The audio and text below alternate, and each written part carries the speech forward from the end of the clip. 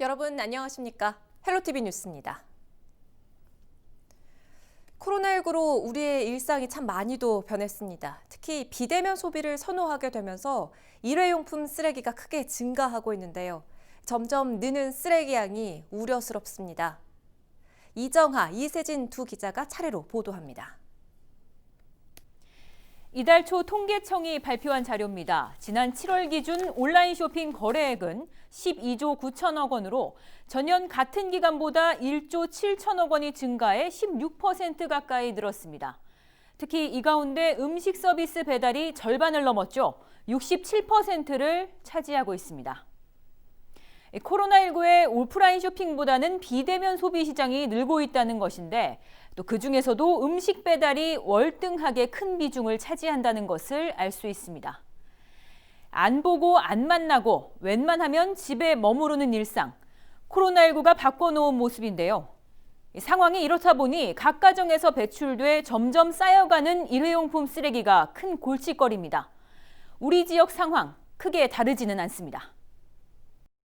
대규모 아파트 단지가 밀집된 부천 옥길지구. 포장된 음식을 실어 나르는 오토바이를 쉽게 찾아볼 수 있습니다.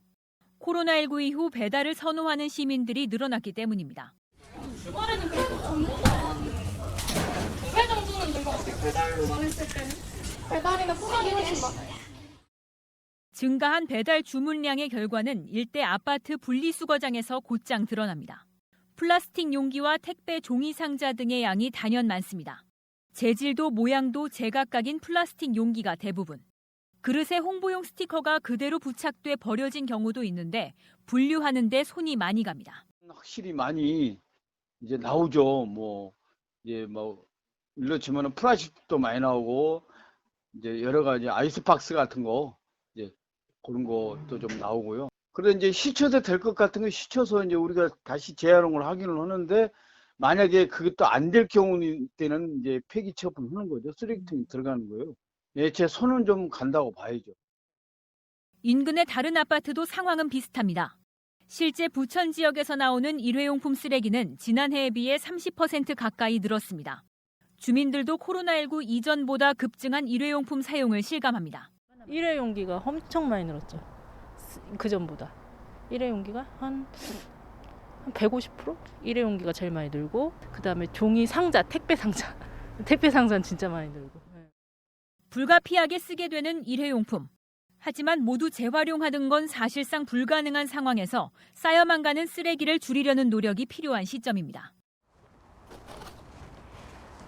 아파트 단지 내 분리수거장에 이렇게 쌓여있는 일회용품 쓰레기들은 또 어디로 가게 될지, 그리고 이 가운데 정말로 다시 사용할 수 있는 재활용품들은 얼마나 될지 이세진 기자가 이어서 취재했습니다.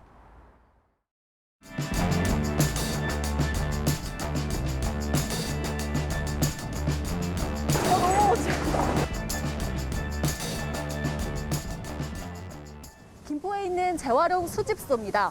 김포 지역에서 나온 재활용 쓰레기들이 모두 이곳에 모이는데요. 이곳에서 재활용 쓰레기를 종류별로 분류하고 또 재활용할 수 없는 쓰레기를 골라냅니다. 쉴 새 없이 쓰레기가 들어옵니다. 쓰레기 산더미 위에 쓰레기가 또 쌓입니다. 종류도 모양도 제각각입니다. 이렇게 모인 쓰레기는 선별장으로 향합니다. 컨베이어 벨트를 따라서 선별장으로 올라가 보겠습니다. 작업자들이 현재 지금 재활용 쓰레기를 선별하고 있는데요. 선별장 안으로 들어오자마자 많은 쓰레기들이 눈에 띕니다.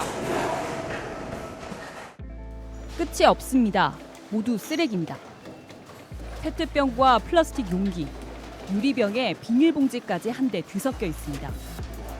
이 안에서 재활용할 수 있는 것만 찾아야 합니다.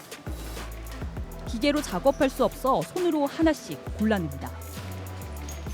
선별 작업에 참여해봤습니다. 페트병만 집어 처리장으로 보내는 통로에 넣어야 하는데 쓰레기를 가만히 보고 있는 것조차 쉽지 않습니다. 손은 허공만 휘두르고 빠른 속도에 속까지 울렁거립니다. 뭘 찾아야 될지 모르겠어요. 와, 이 친구가 어떻게 이렇게 잘하는 거지? 토할 것 같은데? 작업이 어려운 이유는 또 있습니다. 이렇게 음식물이 들어있는 용기는 또 따로 걸러내야 합니다. 분리수거를 제대로 하지 않은 탓에 여러 번 손을 거쳐야 합니다. 음식물이라든지 이런 음식 찌꺼기 쉽게 말해서 그런 게 있으면 작업하는데 상당히 에러점이 많거든요. 왜냐하면 냄새가 나고 그 처리하는데 그 내용물을 버린 다음에 그걸 또 다시 또 재활용을 선별을 해야 되다 보니까. 분리수거의 중요성은 다른 곳에서도 알 수 있습니다. 명절이 가까워지면서 스티로폼 쓰레기는 3배나 더 늘었습니다. 늘어난 양도 문제지만 제대로 배출한 게 거의 없다는 게 더 큰 문제인데요. 이렇게 상자에 붙어있는 테이프는 떼고 버려야 하지만 그대로 둔 채 버리는 경우가 많아 사람이 손으로 일일이 떼야 합니다. 이곳 수집소에 들어오는 쓰레기는 하루 평균 25톤. 폐기할 쓰레기를 걸러내면 80% 정도만 재활용할 수 있습니다. 문제는 올해 들어 쓰레기 양이 많아도 너무 많아졌다는 겁니다. 50명이 하루 꼬박 일해도 늘어난 양을 감당할 수 없어 작업 시간은 1시간 늘렸습니다. 반면 재활용품에 대한 수요는 줄었습니다. 플라스틱 원재료 값이 떨어진 데다 코로나로 수출까지 막혔기 때문입니다. 결국 울며 겨자 먹기로 쓰레기를 받는 상황에 놓였습니다. 작년 그 분기 대비해가지고 올해 반입량은 약 한 36% 정도 늘었어요. 근데 실제 양은 그보다 더 좀 늘었을 것으로 예상되고 있습니다. 일단 코로나로 인해서 수출이 안 되니까 그런 점이 좀 문제가 되고요. 그래가지고 단가 인하 요청도 많았고 실질적으로 나가는 물량도 조금 줄어들고. 달라진 일상 속에서 찾은 편리함. 편리한 만큼 무섭게 쌓여가는 일회용품이 언제 어떻게 또다시 우리의 삶을 무너뜨릴지 알 수 없습니다. 헬로티비 뉴스 이세진입니다. 최근 지역화폐의 경제적인 효과를 두고 여야 정치권의 공방이 뜨겁습니다. 전문가에 따라서도 효과가 있다 없다 의견이 나뉘기도 하는데요. 지역화폐에 대한 현장의 목소리를 김호 기자가 들어봤습니다. 의정부의 한 전통시장, 추석 대목을 앞두고 벌써부터 분주한 모습입니다. 여기저기 흥정을 하고 값을 계산하는 시민들. 전통시장 특성상 현금도 많지만 지역 화폐도 쉽게 볼 수 있습니다. 신용카드 형태로 발급돼 편리한 데다 인센티브까지 있어 애용하는 사람들이 늘고 있습니다. 인센티브도 10% 있어서 우선 그거 쓰고 있고 주변에도 다 돼가지고 그냥 간단하게 쓰기 편해서 이거 쓰고 있어요. 그만큼 40만 원이면 벌써 그 많은 돈이 그 인센티브가 붙지 않습니까? 그 붙음으로써 우리 서민들한테는 굉장히 도움이 많이 되는 거죠. 그런 것이 정책적으로다가 많이 앞으로 갔으면 좋은 것 같아요. 지역 화폐에 대해 상인들도 호의적입니다. 대형마트를 상대할 차별화된 경제 정책인데다 재난지원금 효과를 톡톡히 봤기 때문입니다. 대형마트에서는 지역화폐를 사용할 수 없기 때문에 소상공인만 쓸 수 있는 걸로 알고 있거든요. 지역에서 소상공인만 쓸 수 있는 걸로 알고 있어서 아무래도 조금은 도움이 되는 것 같아요. 지역화폐가 이게 활성화가 되면 아무래도 이제 상인들한테 많이 진짜 크게 도움돼요. 엄청 크게 도움돼요. 그때 되게 어려웠거든요. 근데 그때 이제 전통시장에 사람들도 많이 들어오시고 그래서 엄청 도움 많이 됐어요. 저희는 진짜로. 최근 지역화폐에 대한 논란에 대해 경기도 상인연합회가 공식 입장을 밝혔습니다. 코로나19 확산으로 골목 상권이 붕괴 위기에 놓였지만 지역화폐로 회생 가능성을 봤다는 겁니다. 무엇보다 지역 상권과 거리가 멀었던 소비층을 끌어들이는데 실질적인 효과가 있었다고 주장합니다.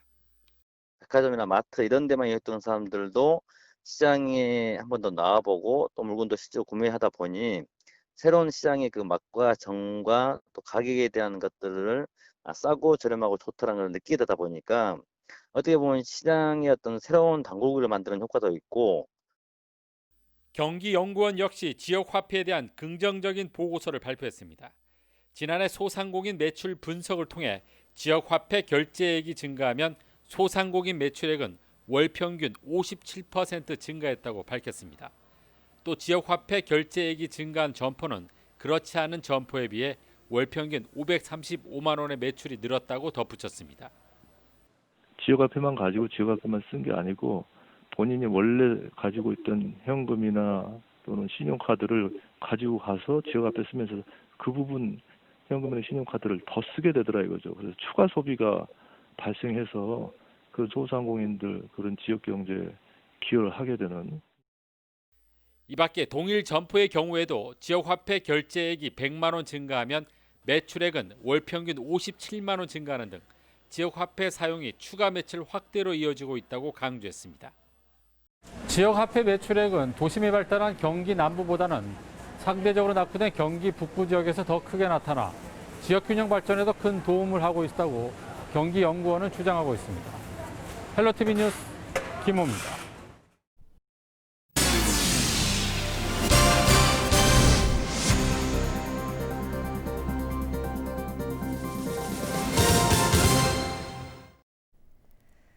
양주시 남면에 SRF 발전소가 들어온다는 소식에 지역 내 반대 여론이 거셉니다.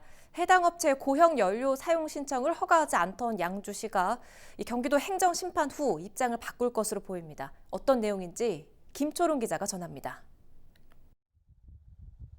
양주시 남면에 SRF 발전소 건립을 추진 중인 A업체는 앞서 양주시를 상대로 경기도에 행정심판을 청구했습니다. 이유는 이렇습니다. 지난 3월 A업체는 양주시에 고형연료 제품 사용허가 신청서를 제출했습니다. 하지만 시는 환경보호 등을 이유로 허가를 내주지 않았고 A업체가 이를 부당하다고 생각한 겁니다. 업체는 양주시가 연료 사용허가 신청을 허가할 것과 만약 이가 기각될 경우 이전에 내린 불가통보를 취소할 것을 요구했습니다. 이후 지난 8월 경기도 행정심판 결과 시는 불가통보를 취소하게 됐습니다. 경기도는 시의 해당 통보를 재량권 일탈 남용이라고 판단했습니다. 시가 내세운 관계 법령이 환경보호 기본 이념을 담은 포괄적인 조항이라는 것이 그 이유입니다. 위원회에서 판단할 때는 그 부분이 진짜 아무리 그 재량권의 범위를 조금 넓게 인정을 해준다 하더라도 이 사항은 너무 포괄적이라고 생각하신 거죠. 또 도는 초미세먼지 농도 등 양주시가 제출한 각종 근거 자료로는 양주의 대기오염 문제나 발전소로 인한 예상 피해 등을 뒷받침하기 힘들다고 판단했습니다. 그렇다고 시가 업체의 고형연료 사용 신청을 무조건 허가해야 하는 것은 아닙니다. 업체의 사업 신청에 대해 보다 구체적이고 명확한 사유를 든다면 다시 불가통보가 가능합니다. 그때 당시에 뭐 경기도 보건환경연구원에서 조사했던 거 이런 것들을 다 토대로 해서 주장을 한 거죠. 근데 뭐 그쪽에서 뭐 더욱더 뭐 그런 자료를 요구하면 글쎄요, 그거는 제 능력 바뀐 것 같은데. 결국 양주시는 조건부 허가를 검토 중입니다.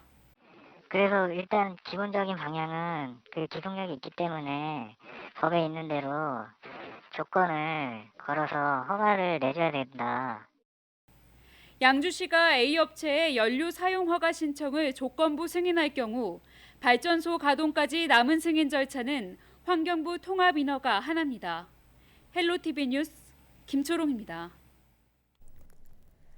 경기 북부 주민들은 도의회가 수원에 있다 보니 민원을 제기하기가 쉽지 않습니다. 도의원들도 물리적인 거리 때문에 도정 활동에 어려움을 겪고 있는데요.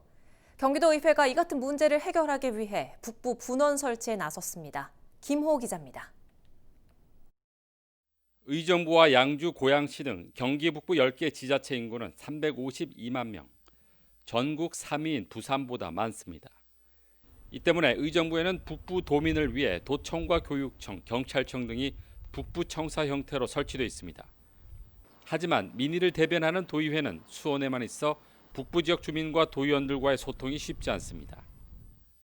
저는 벌써 이 북부청사라든지 교육청, 북부청사, 경찰청이 다 의정부의 행정체제나 이것을 갖추고 구축되어 있는데 주민과 가장 가까워야 할 경기도 의회가 분원이 없다는 것은 저는 정말 이해를 못하고.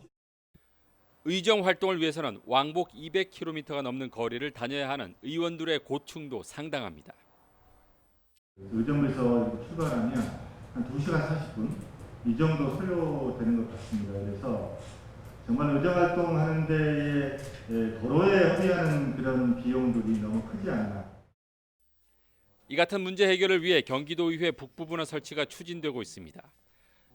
도의원과 전문가 등 26명으로 구성된 추진단은 분원 설치의 필요성과 규모, 기대 효과 등을 분석하는 연구 용역을 실시합니다. 또 분원 설치를 위한 근거를 마련하고 예산 확보를 통해 내년부터 본격적인 설치에 나설 계획입니다. 우선 조례 추진을 좀 해야 될 것 같습니다. 그러면 조례에 의거해서 예산도 좀 마련하고 그 조례에 의거한 공간 마련을 통해서 타당성을 갖게 되고요. 공간이 마련되면 거기를 또 잘 활용할 수 있도록 또 지원 인력까지도 좀 고민하는. 추진단 구성으로 북부분원 설치가 속도를 내면서 지역의 기대감도 높아지고 있습니다. 그동안 남부에 비교해 상대적으로 소외된 북부 지역 민원들도 해결에 동력을 얻게 됐습니다. 이번에 그 경기 북부 분원이 설치하게 되면은 우리 그동안에 그 도로에 소비되셨던 그 시간을 우리 도민들의 삶의 질을 위한 그런 의전 활동에 할 수 있기 때문에 도민들에게 큰 도움이 될 수 있을 거라 생각하고 있습니다. 경기 남부와 북부의 불균형 발전으로 상대적 박탈감을 받아온 경기 북부 주민들. 경기도의회 북부분원 설치로 지역균형 발전을 위한 첫걸음을 떼게 됐습니다. 헬로티비 뉴스 김호입니다. 추석을 앞둔 매년 이맘때면 가족, 친지들이 모여 벌초를 하곤 하는데요.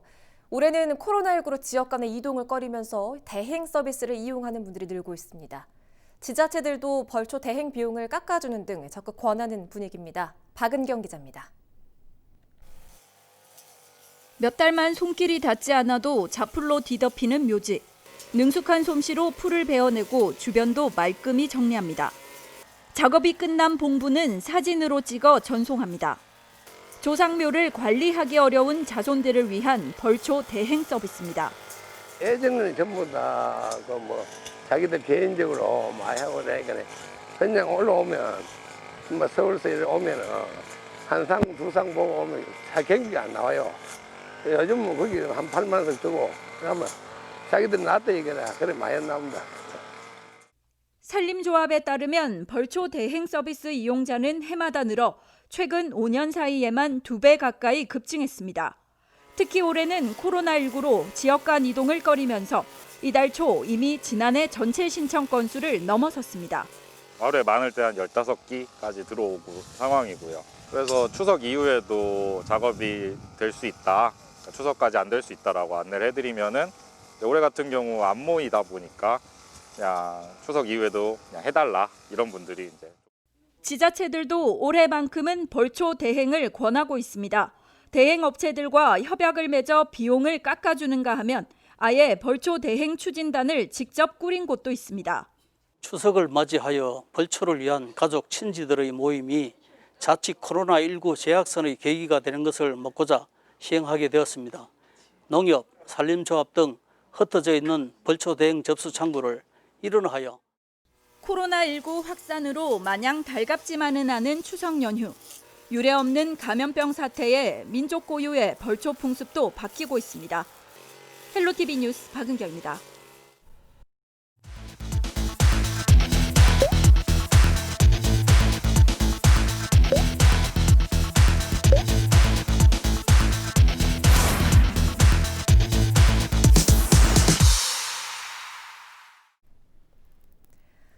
지역 균형 발전을 위해 추진된 경기도 공공기관 이전이 마무리돼 새로운 입지가 결정됐습니다. 경기도는 지난 21일과 22일 이틀간 공공기관 이전을 위한 최종 심사를 통해 5개 공공기관 이전을 확정했다고 밝혔습니다. 공공기관별 이전 부지는 경기교통공사는 양주시로, 일자리재단은 동두천시, 환경에너지진흥원은 김포시, 시장상권진흥원은 양평군, 사회서비스원은 여주시로 확정됐습니다. 선정된 5개 시군은 이전에 오는 기관의 부지와 건물을 제공하고 지역과 연계한 발전 방안을 수립할 계획입니다. 5개 산하기관의 임직원은 470여 명이며 건물 사용 면적은 6천여 제곱미터입니다. 이상으로 헬로티비 뉴스를 모두 마칩니다. 저희는 언제나 여러분과 함께하겠습니다. 지금까지 시청해주신 여러분 고맙습니다.